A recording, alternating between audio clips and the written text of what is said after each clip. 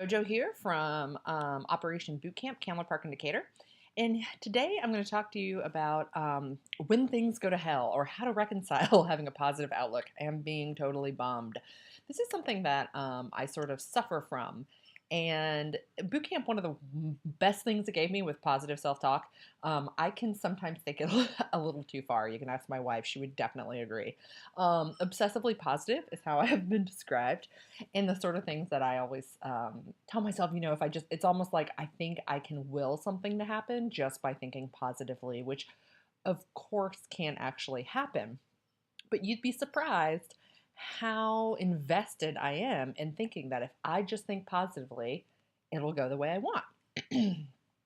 So sometimes it doesn't go the way I want it to. Shocking, I know.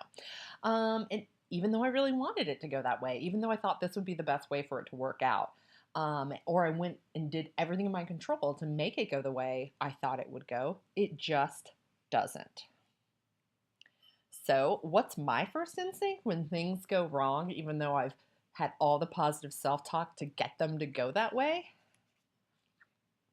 I completely gloss over all of my feelings of being upset, being disappointed, um, or even kind of trying to reconcile how my world order has been rocked.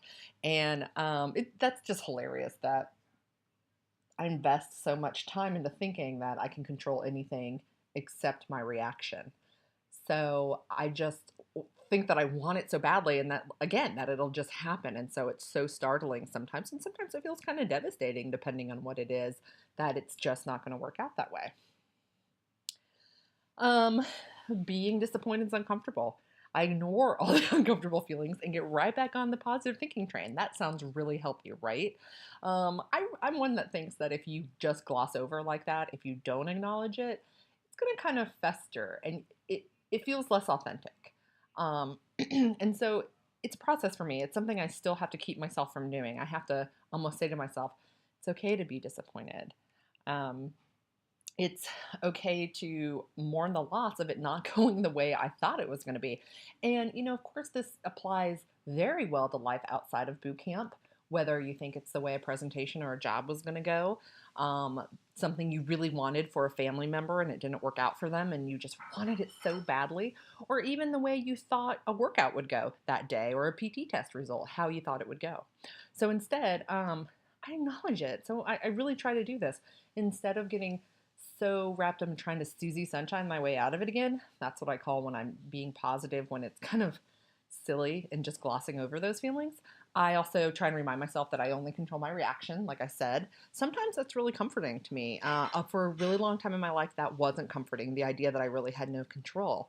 Now I find it incredibly comforting because that means I'm in charge of the just one little thing. Everything else can just go along. I'm in charge of one little thing. And I find that comforting. I also remind myself that I can be a positive person and still be disappointed. One doesn't have to negate the other. So it doesn't mean I'm a pessimist just because I'm having a down day or I'm really disappointed that it didn't work out. One thing I should probably work on is that I don't think I should be down for more than a week. Like nothing, I don't know. That's a whole nother presentation. So anyway, again, this is JoJo from Operation Boot Camp, and I encourage you to be positive, but don't Susie Sunshine your way out.